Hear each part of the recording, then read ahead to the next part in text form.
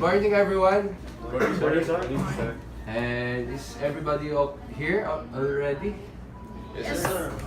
Good. Then I'd like to introduce Mr. Sebilo. He will be representing the employer for the Intramuros administration, and he will be joining us today for the meeting. So, Mr. Collado, would you mind taking down the minutes for us? So, then, as you can see in your copies, for today's agenda, we will be discussing mainly 4 topics, which will be materials, manpower, equipment, and the duration for the project.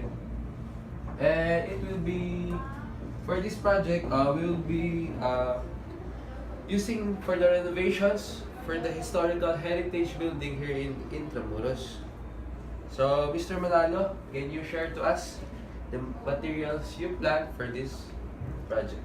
Sure. Well, for this project, I plan to use the most of the original materials that were used in the original constructions, like stone and concrete, as it is one of the main points of the design of the building. But it wouldn't it be difficult for using the stones for reasons like transportation and actual carving of the stone? It will be too much time consuming and makes more construction more difficult than it would be like. Yes, I have thought of that too. That's why instead of using real stones, we'll use a concrete composite that will mimic the look and feel of the actual stone, with the added benefit of us being able to mold it in any shape we like. How will this affect the structural integrity of the building? Well, since it is derived from concrete, it is natural that it will be more able to cope with any ordinary and extraordinary condition that the building will be exposed to. Yes, I think so too. That sounds good. So, can you make an assurance that there is a ready supply in the market for the materials? Yes, I've already found a supplier that will be providing us with as much concrete we would need. And it's not far off from the building site, so we could call them on short notice if we ever run out.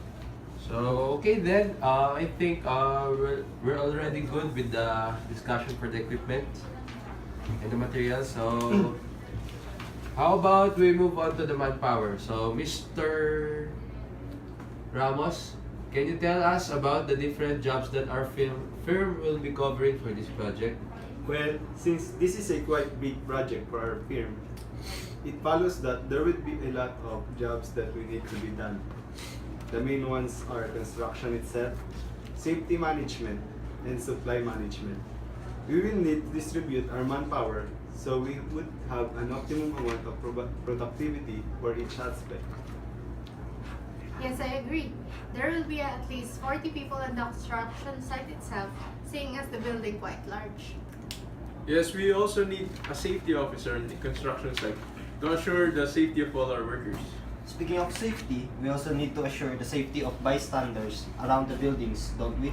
Yes, that is a must, Mr. Sevilla.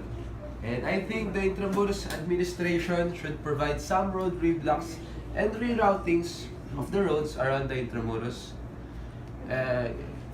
for the construction period for the general safety of the public.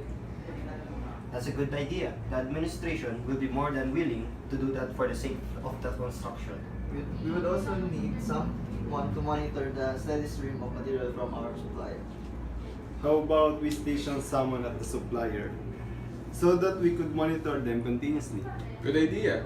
That way, if there are any unexpected difficulties at the supplier's place, we'd know right away. While we're at it, we should also have someone to monitor our supplies and equipment at the site, right? Yes, that would be great. So, since that's settled, then let's move on to the next part. Let's discuss about the equipment. So, Ms. Rubin, what specialized equipment or design we will be using for this project? Do you have anything in suggestion? I do actually. I've been looking into history of the buildings and found out one of the main reasons for its deterioration was the fact that it has poor resistance to rain because it has too much small holes in the water where the water could seep in and eat away all the buildings slowly. That's why I was planning to use cornerstones patted with concrete compression, which allows us to ensure that all the concrete will be set without any worries on the defects inside of the concrete. I see that you have done your research, Miss Rubin. I'm glad you found a good solution to our main problems. Thank you. Well, if rain is a threat, what about flooding? Would we implement some safeguards against that too? He has a point. Can we just build a moat around the building for the water to flow into? Well, that's a bit medieval, don't you think? But wouldn't it actually look good on a building as it is a historical heritage building? Oh, come on, guys. We never had moat buildings here in the Philippines. So what's your say on that, Miss Rubin? Well, if we could look into making it more modern, and maybe we just use the cases for extreme flood, then it will be possible solution for the problem. And if you put it that way, then I must agree. Then I'll leave looking into that matter to you, alright? If you get a working design, then I would consider it. Okay, I'm on it. So, does anyone here have any more suggestion on that matter? So, Mr. Manalo? Maybe we could collaborate with our sister company, the Case Wind Corp, and give the building some wind turbines to make it more sustainable. Yes, that's a good idea. But I think we could consider that another time. And if that's all, then we'll proceed to the next topic, which will be the duration and the expected completion time of this project.